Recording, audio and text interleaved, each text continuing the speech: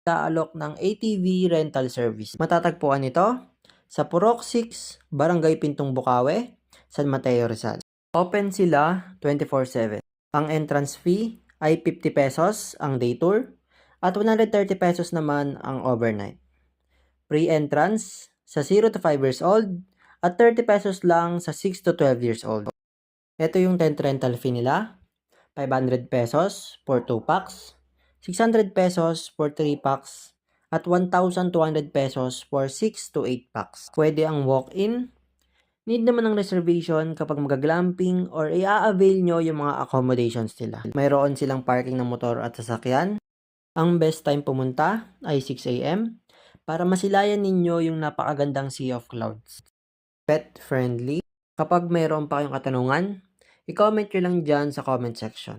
Kung gusto nyo pa ng ganitong klaseng video, follow and subscribe. Checkered.